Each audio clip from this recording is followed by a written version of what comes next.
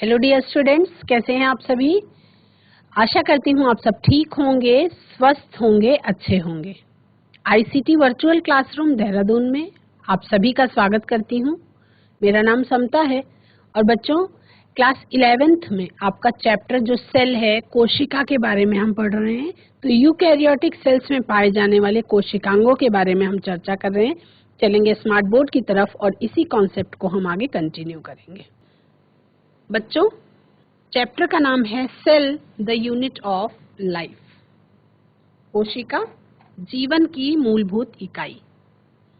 कोशिका जो जीवन की मूलभूत इकाई है, उसके बारे में हमने बात करी कि कोशिकाएं जो हैं उसके बिना किसी भी प्रकार का कोई भी जीवन संभव नहीं है। ठीक है, अब किसी भी प्रकार का कोई भी जीवन संभव नहीं है से मतलब ये है कि कोशिका का किसी भी जीवन के होने के लिए, अगर किसी भी जीवन का अस्तित्व है तो मतलब कि कोशिका का होना नेसेसरी है।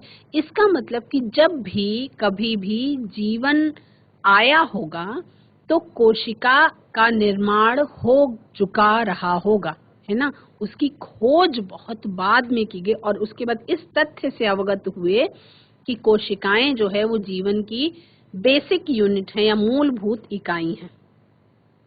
आप सभी को पता है कि पूरे संसार में अलग अलग प्रकार के कोशिकाओं की संख्या के आधार पर जीव पाए जाते हैं और जीव में वनस्पतियां भी इंक्लूडेड हैं। जीव का मतलब जिसमें जीवन है ना। तो एक कोशिकीय होते हैं, बहुकोशिकीय होते हैं, उसके सबके बारे में आप पता है। अब ये जो जीव होते हैं ये अलग अलग प्रकार की कोशिकाएं हो सकती हैं। हो सकता है कुछ जीव प्रोकैरियोटिक कोशिका के बने हुए हों, हो सकता है कुछ जीव यूकैरियोटिक कोशिका के बने हुए हों। तो आप ये मान के चलेंगे कि जितने भी ऐसे जीव जिनको आप देख सकते हैं वो तो 100% यूकैरियोटिक कोशिका के बने हुए हैं, यानी कि वो डेवलप्ड हैं, है ना। कुछ ऐसे जीव जो पूरी तरह से डेवलप नहीं है, है ना, या हम कह सकते हैं आद्य कोशिकाएं। प्रोकैरियोटिक सेल्स का मतलब है कि यूकैरियोटिक बाद में आई और प्रोकैरियोटिक पहले बनी होगी, क्योंकि प्रोकैरियोटिक का मतलब है ऐसी आद्य कोशिकाएं जिनमें केंद्रक पूरी तरीके से विकसित ना हुआ हो।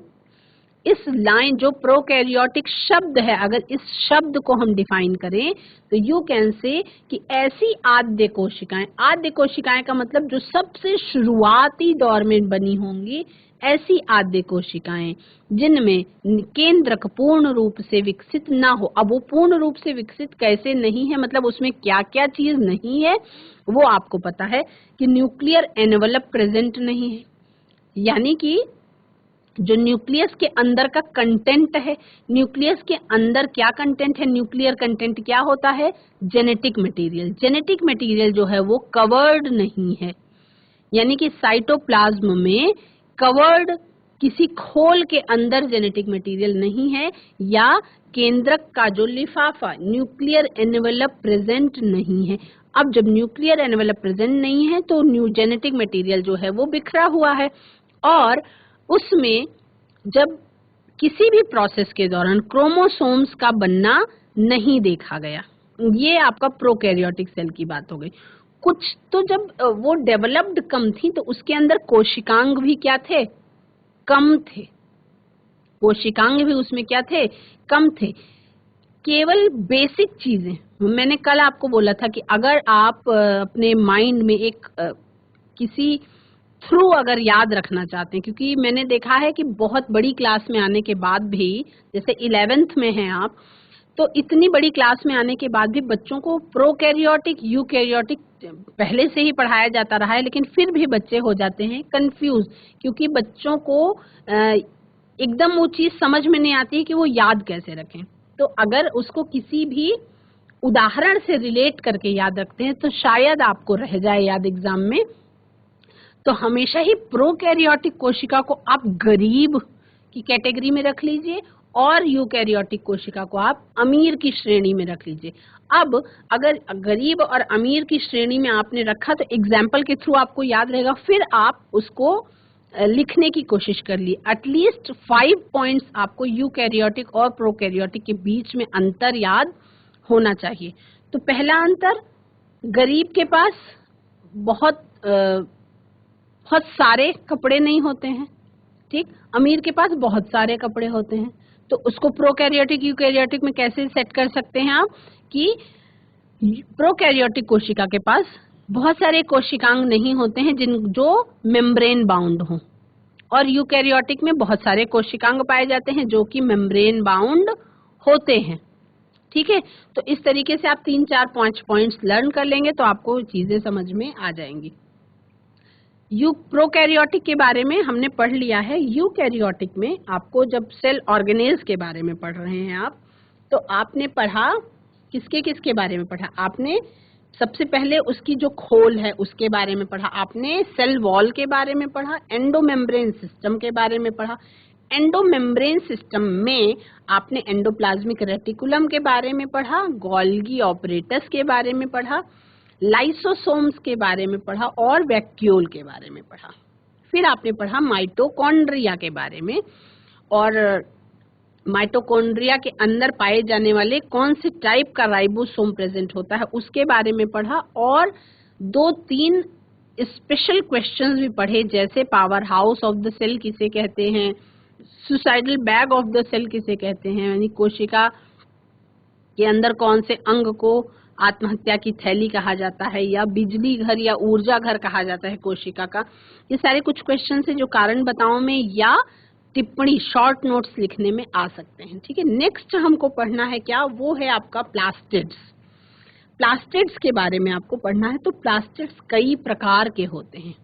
प्लास्टिड्स क्या मतलब होता है, कुछ ऐसी चीजें जिनमें कलर, जो कलर कंटेनिंग चीजें हैं, जो भी चीजें आप देख रहे हैं, जैसे हम पत्तियों की बात करें, पत्तियों का रंग हरा क्यों है, शिमला मिर्च हरे पीले लाल रंग में क्यों पाई जाती है, गाजर का रंग नारंगी क्यों है, सेब लाल क्यों है, कच्चे सेब में हरा क्यों है, गुआवा किस कलर का है तो वो क्यों है, पालक के पत्ते हरे क्यों हैं, है ना, लाल मिर्च लाल रंग की क्यों है। यानी कि हर चीज में पाया जाने वाला कलर डिपेंड किस पर करता है, प्लास्टिड्स पर। अब ये बहुत अलग अलग प्रकार के होते हैं। तो जो प्लास्टिड्स होते हैं ये आप पढ़ रहे हैं यूकैरियोटिक कोशिका के बारे में। यूकैरियोटिक कोशिकांग के बारे में जब आप पढ़ रहे हैं तो वहां पे आपको एक चीज पढ़ने को मिलेगी, वो है प्लास्टिड्स, जिसको आप हिंदी में लवक कहते हैं। प्लास्टिड्स को ये कहाँ पाए जाते हैं, found in plant cells and euglenoids.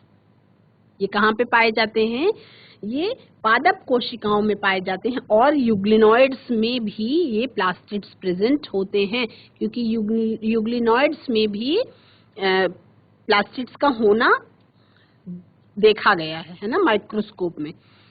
ये कैसे होते हैं, इनके अंदर क्या होता है, बियर पिगमेंट्स, यानी कि कुछ ऐसे तत्व होते हैं जिसमें रंग, जिससे रंग मिलता है, and impart colours to the plants. यानी कि जब हम बात करें पालक हरा क्यों, मिर्च लाल क्यों, है ना, कोई भी चीज, कोई भी जैसे पत्ता गोभी है तो रेड कलर में भी क्यों, कोई पौधा बैंगन है तो पर्पल क्यों, है ना, अलग अलग पिगमेंट के कारण। गाजर है तो नारंगी या लाल क्यों, है ना, शिमला मिर्च पीली भी है, लाल भी है, हरी भी है, क्यों, किस कारण से, है ना, पत्तियां सारी की सारी हरी क्यों, या बहुत सारे सजावटी पौधों में अलग कलर, कलरफुल के बहुत सारे अलग अलग कलर के प्लास्टिड्स प्रेजेंट होते हैं, किस कारण से प्रेजेंट होते हैं। अभी आपको केवल किस कारण से होते हैं यही नहीं जानना, आपको उसके पीछे के रीजंस भी जानने हैं, और उसमें कौन सा केमिकल प्रेजेंट होता है उसके बारे में भी जानना होगा, क्योंकि आप हैं बड़ी क्लास में, आप छोटी क्लास में आप हैं नहीं। तो प्लास्टिड्स जो होते हैं वो बड़े होते हैं, इसलिए जो माइक्रोस्कोप है उसके अंदर आप इसको इजीली ऑब्जर्व कर सकते हैं। लार्ज साइज्ड होते हैं, हेंस इजीली ऑब्जर्वेबल होते हैं, है ना। इसमें कुछ स्पेसिफिक पिगमेंट्स पाए जाते हैं, उन स्पेसिफिक पिगमेंट्स के कारण ये प्लांट्स को स्पेसिफिक कलर देते हैं। यानी कि अगर पत्ता हरा है तो उसके कारण उसमें कुछ स्पेशल पिगमेंट है जिसके कारण वो हरा है। अगर मिर्च लाल है तो कोई स्पेसिफिक पिगमेंट के कारण वो मिर्च लाल है। वो उन पिगमेंट्स के कारण, वो कौन से लवक के कारण वो पिगमेंट दे रहा है, उसके बारे में हम बात करेंगे। तो पिगमेंट्स के टाइप के आधार पे जो प्लास्टिड्स हैं उनको अलग अलग कैटेगरीज में क्लासिफाई किया गया है। Plastids based on type of pigment. Plastids जिनको टाइप ऑफ पिगमेंट पे अगर बेस किया गया है वो कौन कौन से होते हैं? 3 तरीके के होते हैं। एक तो होता है आपका बच्चों क्लोरोप्लास्ट। क्लोरोप्लास्ट होता है, इसमें क्या पाया जाता है? इसमें जो लवक पाया जाता है। क्लोरोप्लास्ट क्या है? प्लास्टिड। अब इसके अंदर जो लवक प्रेजेंट है उसका नाम है क्लोरोफिल, यानी कि हरित लवक। और हरित लवक की उपस्थिति के कारण पौधों को कौन सा रंग मिलता है? वो है आपका ग्रीन कलर टू प्लांट्स। यानी कि पौधे में जहां भी हरा रंग प्रेजेंट होगा, जहां भी हरा रंग दिखाई पड़ रहा है, वो आपका पत्ती हो सकती है, तना हो सकता है, सब जगह पे कौन से कारण से, कौन से पिगमेंट के कारण हरा रंग आ रहा है, वो है आपका क्लोरोफिल कंटेनिंग क्लोरोप्लास्ट। ठीक है। दूसरा आपका होता है बच्चों क्रोमोप्लास्ट। दूसरा क्या होता है?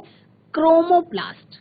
तो क्रोमोप्लास्ट में आपको जब किसी पौधे में रेड, ऑरेंज या येलो, रेड, ऑरेंज या येलो, लाल, नारंगी या पीला रंग देने के लिए जो पिगमेंट्स मौजूद होते हैं वो अलग अलग हैं। ऐसा नहीं है कि लाल के लिए अलग पिगमेंट है और पीले के लिए अलग पिगमेंट है, लेकिन उनकी जो कैटेगरी दी गई वो है क्रोमोप्लास्ट। वो क्रोमोप्लास्ट कहलाएगी। अब इसमें है कैरोटिनॉइड्स। उनके अंदर क्या प्रेजेंट होता है? जैसे ही इसमें प्रेजेंट है क्लोरोफिल क्लोरोप्लास्ट में, ऐसे ही क्रोमोप्लास्ट में प्रेजेंट है कैरोटिनॉइड। क्या प्रेजेंट है? Carotenoid pigments. और ये कैरोटिनॉइड पिगमेंट्स जैसे क्लोरोफिल भी अलग अलग प्रकार का होता है, क्लोरोफिल ए होता है, क्लोरोफिल बी होता है, उसी प्रकार से क्रोमोप्लास्ट भी अलग अलग प्रकार का होता है। जैसे आपका क्रोमोप्लास्ट है उसको आप कैरोटीन भी कह सकते हैं या ज़ैंथोफिल भी कह सकते हैं। आप प्रकाश संश्लेषण जब हम पढ़ रहे थे तो हमने क्लोरोप्लास्ट अलग अलग तरीके के देखे थे, इसी तरह से क्रोमोप्लास्ट भी जो है वो अलग अलग प्रकार के हो सकते हैं, जिसको आप कैरोटीन कह सकते हैं, ज़ैंथोफिल। तो इससे जो है जो शेड है कलर का वो डिफरेंट आपका हो जाता है। और ये पौधों को कौन कौन सा रंग दे सकता है? इम्पार्ट्स रेड, ऑरेंज और येलो कलर टू प्लांट्स। इससे पौधे को लाल, नारंगी या पीला रंग मिल सकता है। तीसरे प्रकार के प्लास्टिड्स जो based on type of pigment हैं प्रेजेंट होते हैं वो हैं बच्चों ल्यूकोप्लास्ट। इनको हम कहते हैं ल्यूकोप्लास्ट। तो ल्यूकोप्लास्ट और ल्यूकोसाइट्स को रिलेट करके आप याद रख सकते हैं कि ये रंगहीन होते हैं, यानी कि ल्यूकोप्लास्ट्स आर कलरलेस। इनका स्पेसिफिक कोई कलर नहीं होता, इसलिए ये पौधे को किसी भी तरीके का कलर देने में हेल्प नहीं करते हैं। लेकिन इनका स्पेसिफिक काम क्या है? दे स्टोर्स न्यूट्रिएंट्स। ये क्या करते हैं? पोषक तत्वों को स्टोर करने का काम करते हैं। ठीक है। तो अब हम बात करेंगे कि ल्यूकोप्लास्ट कितने प्रकार के होते हैं। ल्यूकोप्लास्ट में आपको प्रकार पढ़ना है। ल्यूकोप्लास्ट में 3 प्रकार का ल्यूकोप्लास्ट पाया जाता है। एक तो है आपका अमाइलोप्लास्ट। अमाइलोप्लास्ट में क्या होता है? Stores starch. अमाइलोप्लास्ट स्टार्च का स्टोरेज करता है। उसके बाद एलायोप्लास्ट ये आपका फैट्स का और ऑयल का स्टोरेज करता है। और एल्यूरोप्लास्ट, एल्यूरोप्लास्ट जो है वो आपका प्रोटीन्स का स्टोरेज करता है। ठीक है, किसका किसका? अमाइलोप्लास्ट स्टार्च का स्टोरेज करता है, एलायोप्लास्ट आपका फैट और ऑयल्स का स्टोरेज करता है, और एल्यूरोप्लास्ट जो है आपका वो प्रोटीन का स्टोरेज करता है। तो अब आपने ये जाना कि प्लास्टिड्स 3 प्रकार के, क्लोरो, क्रोमो और ल्यूको, ल्यूको भी 3 प्रकार के, अमाइलो, इलायो और एल्यूरो। ठीक है, अब इसको लर्न करने के लिए आपको ये फ्लो चार्ट बनाना होगा। फ्लो चार्ट बनाएंगे तो एक निगाह में ही आप इसको लर्न कर पाएंगे। 2-3 बार अगर आप इसको लिख लेते हैं, अगर आप इसको इस फ्लो चार्ट को 2-3 बार लिखते हैं तो आपको ये याद हो सकता है। ठीक है, अब इसमें हम क्लोरोप्लास्ट के बारे में विस्तार से पढ़ेंगे, उसके बाद हम क्रोमोप्लास्ट के बारे में भी थोड़ा सा और ल्यूकोप्लास्ट के बारे में भी जानेंगे। क्लोरोप्लास्ट जो है उसकी लोकेशन क्या है, उसमें क्या क्या चीजें होती हैं, क्लोरोप्लास्ट के बारे में आपको पूरा पढ़ना होगा। तो क्लोरोप्लास्ट की जो लोकेशन है वो मीजोफिल सेल्स इन लीव्स, यानी पत्तियों में पाई जाने वाली मीजोफिल सेल्स में ये प्रेजेंट होते हैं। क्लोरोप्लास्ट की लोकेशन क्या है? क्लोरोप्लास्ट हर प्रकार के ग्रीन प्लांट्स में, अधिकतर क्लोरोप्लास्ट जो हैं वो पत्तियों की मीजोफिल सेल्स में प्रेजेंट होते हैं, यानी कि पत्तियों में मीजोफिल सेल्स पाई जाती हैं और उन मीजोफिल सेल्स के अंदर ये क्लोरोप्लास्ट प्रेजेंट होते हैं।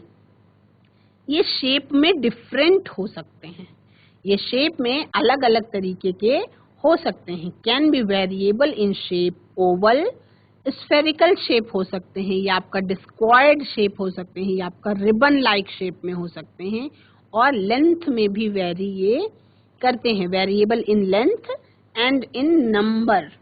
हो सकता है कि उस पत्ती में या उस जीव में कोशिकाएं जो क्लोरोप्लास्ट हैं, क्लोरोप्लास्ट जो कोशिकांग है, ये संख्या में 1 हो या 2 हो या ज्यादा हो या बहुत ज्यादा हो। जैसे आपका एक पार्सल इन क्लेमाइडोमोनास, जैसे क्लेमाइडोमोनास नाम का जो शैवाल है उसमें एक कोशिका में एक ही क्लोरोप्लास्ट प्रेजेंट होता है, और ग्रीन एल्गी में जो ये है इसकी संख्या 20 से 40 क्लोरोप्लास्ट पर कोशिका है। प्रत्येक कोशिका में 20 से 40 क्लोरोप्लास्ट भी प्रेजेंट हो सकते हैं। अब क्लोरोप्लास्ट में क्या होता है? हैव डबल मेम्ब्रेन, यानी कि जो इसकी कवरिंग है। अभी तक क्या आपने क्लोरोप्लास्ट और क्लोरोफिल के बारे में जाना था। आपको इस चैप्टर में डिफरेंट क्या है, मैंने आपको बोला कि क्लास वाइज क्या होता है, स्टडी जो है वो डीप होती जाती है। मतलब पहले जैसे बिल्कुल बहुत इजीली समझने की कोशिश करेंगे, बिल्कुल इसमें टेंशन लेने की कोई बात नहीं है। जैसे छोटा बच्चा होता है उसको समझाया जाता है कि 2 हाथ 2 पैर, ठीक है। थोड़ी सी बड़ी क्लास में आते हैं तो समझाया जाता है कि हाथ में भी 2 हड्डियां, पैर में भी 2 हड्डियां, और थोड़ा सा गहराई में बड़ी क्लास में पहुंचता है तो कौन कौन से प्रकार के उसमें ऊतकों का यूज हो रहा है वो समझाया गया, और थोड़ा सा डिफरेंट गए आप, उसमें जॉइंट्स कौन कौन से पाए जा रहे हैं वो समझाया गया। तो इसी तरह से अब क्लोरोप्लास्ट की इंटरनल स्ट्रक्चर के बारे में आपके सिलेबस में है। इसमें क्लोरोप्लास्ट जो होता है उसमें डबल मेम्ब्रेन पाई जाती है, यानी कि outer membrane and inner membrane. कौन कौन सी मेम्ब्रेन होती है? आउटर मेम्ब्रेन और इनर मेम्ब्रेन प्रेजेंट होती है, ठीक है। अब इसमें कुछ चीजें और प्रेजेंट होती हैं, जो है उसका नाम देखेंगे, स्ट्रोमा। स्ट्रोमा क्या है? स्ट्रोमा आपका space enclosed by the inner membrane. ऐसी स्पेस जो इनर मेम्ब्रेन के द्वारा इनक्लोज है वो स्ट्रोमा कहलाती है। यानी कि जैसे हम किसी कोशिका के अंदर जो साइटोप्लाज्म भरा हुआ है, उसी तरह से क्लोरोप्लास्ट के अंदर जो भरा हुआ मटेरियल है वो पार्ट क्या कहलाएगा? स्ट्रोमा कहलाएगा, ठीक है। अब उसमें क्या होती हैं? उसमें एंजाइम्स प्रेजेंट होती हैं जो कार्बोहाइड्रेट और प्रोटीन की सिंथेसिस के लिए इम्पोर्टेंट होती हैं। स्ट्रोमा में क्या चीज होती है? स्ट्रोमा में जो इनर मेम्ब्रेन के अंदर एनक्लोज्ड है, उसके अंदर ऐसी एंजाइम्स पाई जाती हैं जो कार्बोहाइड्रेट और प्रोटीन सिंथेसिस के लिए, यानी कि कार्बोहाइड्रेट और प्रोटीन फॉर्मेशन के लिए या कार्बोहाइड्रेट और प्रोटीन के निर्माण के लिए जरूरी एंजाइम्स प्रेजेंट इसमें होते हैं। उसके बाद बात आ गई थाइलाकॉइड्स की। ये थाइलाकॉइड्स क्या होते हैं?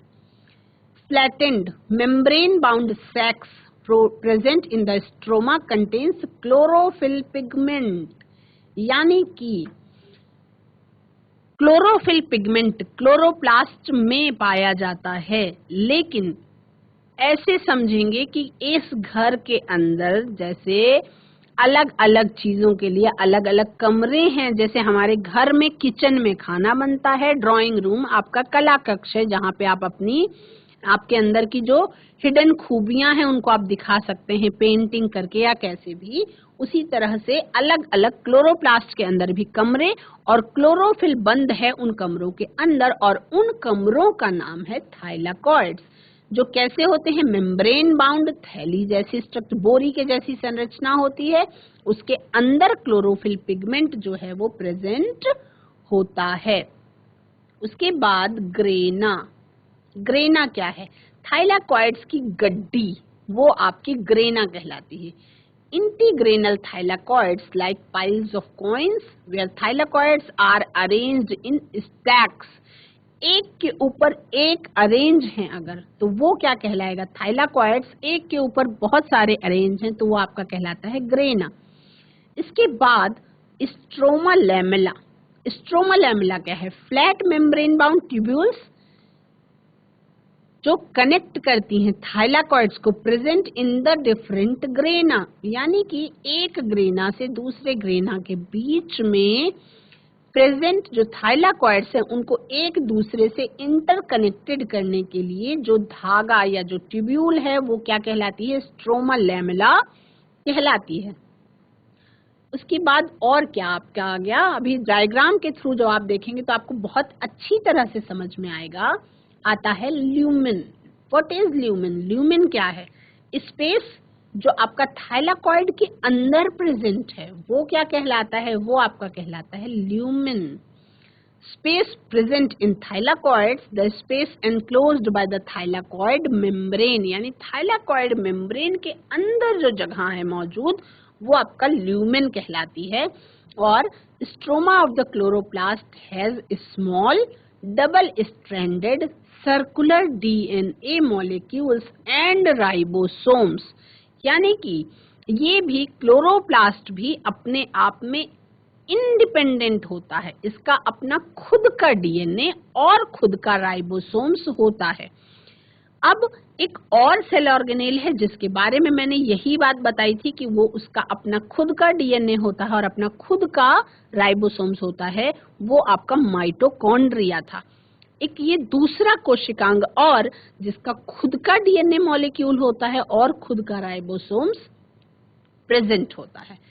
तो stroma of the chloroplast, chloroplast के स्ट्रोमा में डबल स्ट्रैंडेड यानी द्विरज्जी की सर्कुलर DNA मॉलिक्यूल्स भी प्रेजेंट होते हैं और 70S type of ribosome present होता है, जो कि प्रोकैरियोटिक कोशिकाओं में इसी प्रकार का राइबोसोम्स पाया जाता है।